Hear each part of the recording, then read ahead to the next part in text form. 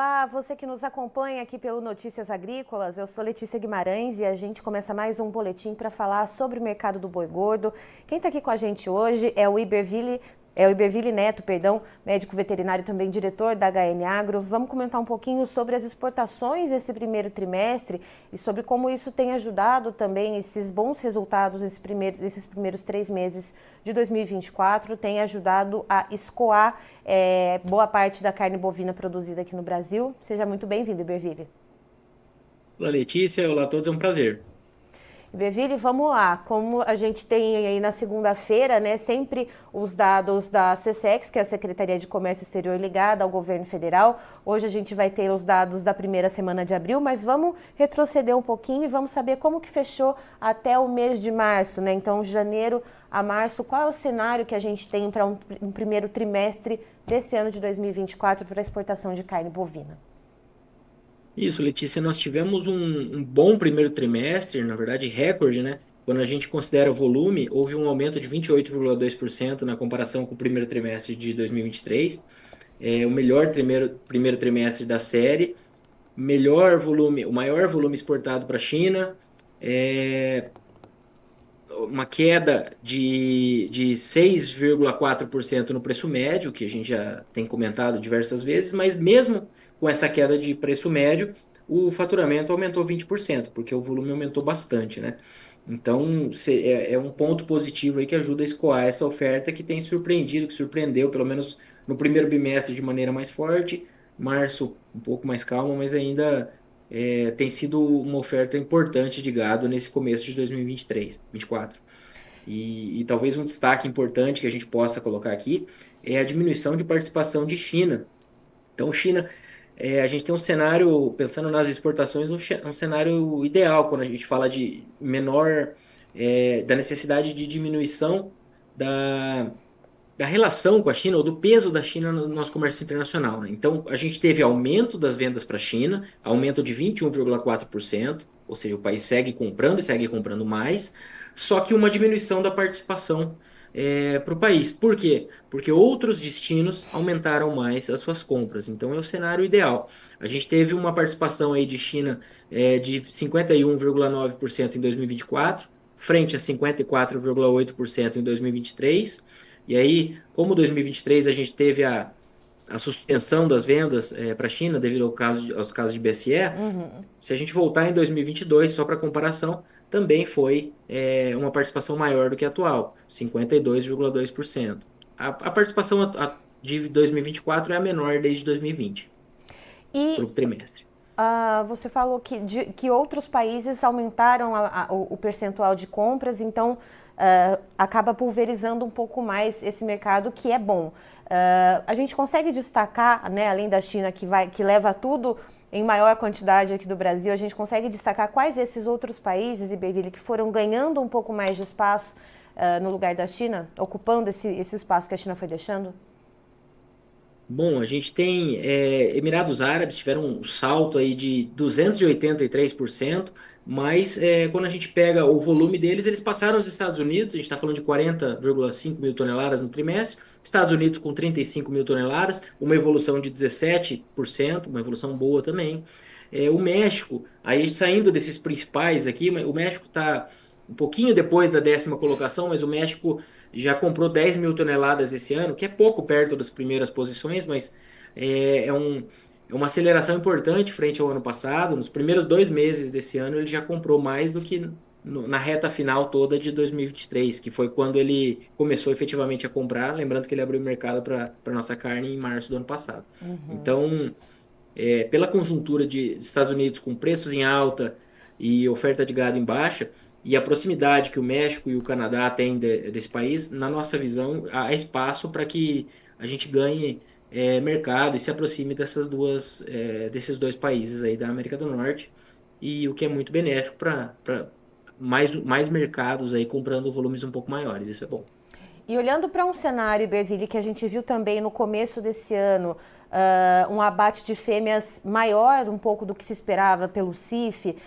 Como que esse cenário de exportações em alta no primeiro trimestre e principalmente pulverizadas, né, sem ser apenas colocando a maioria dos ovos na mesma cesta, né, na China, como que essa expansão de mercados externos pode ter contribuído então para esse escoamento, né, para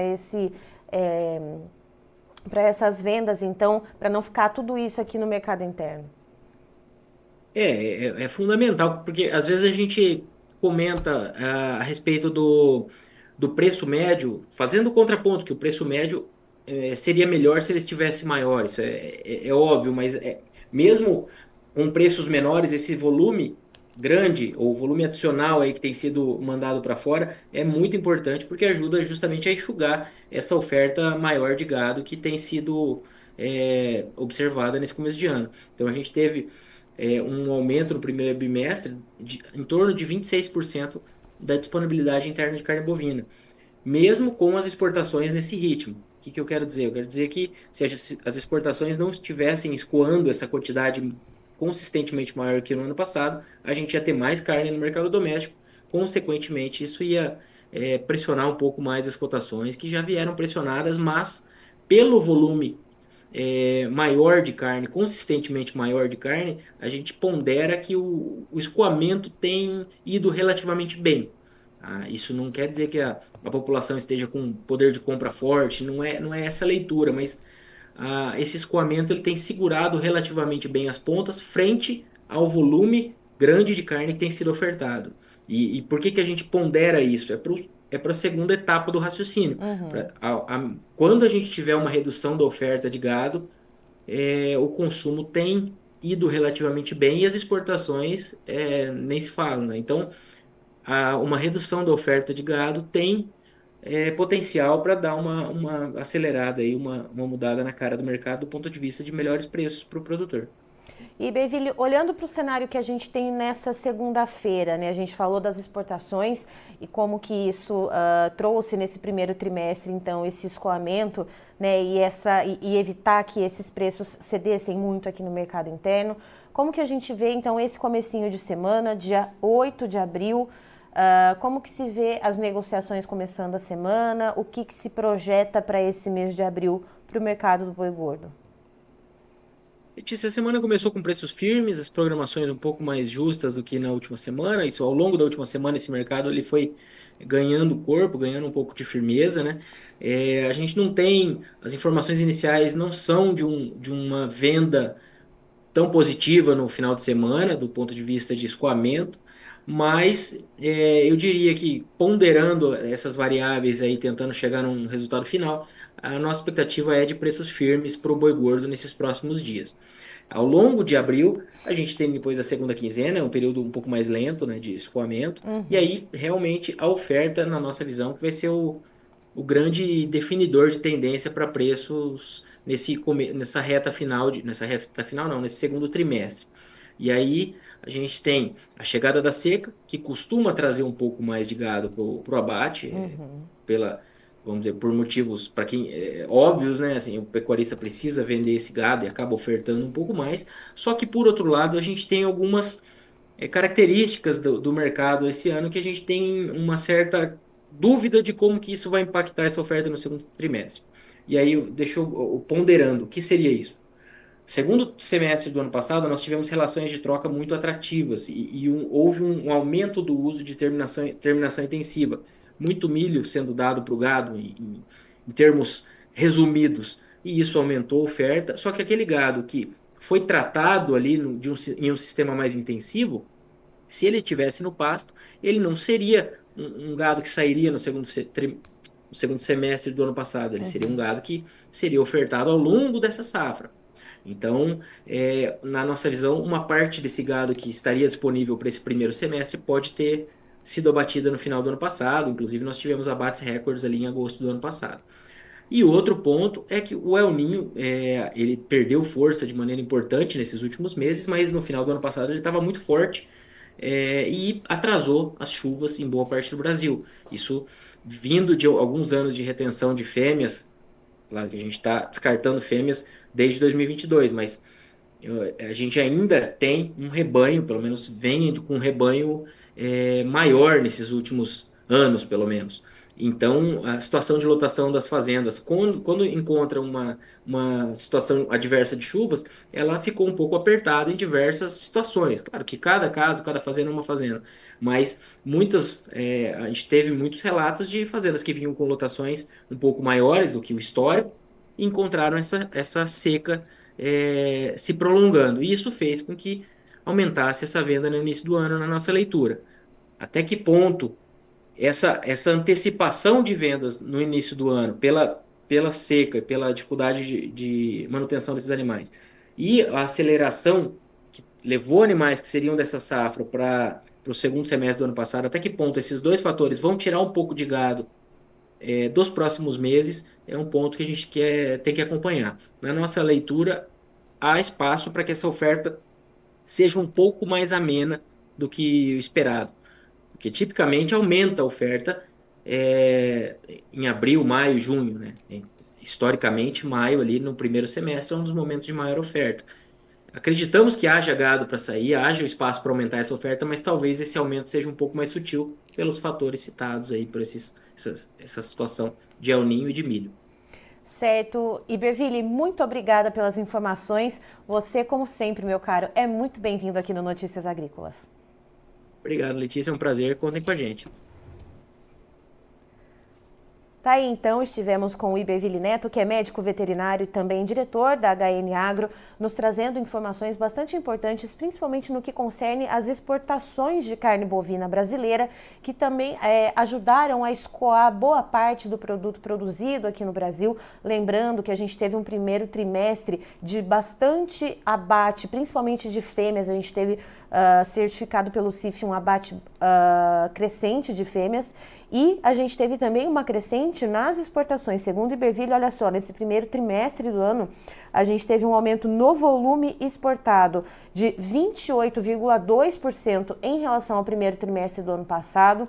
E uma situação com a China, que a China ela comprou mais em volume, mas houve uma diminuição na participação da China.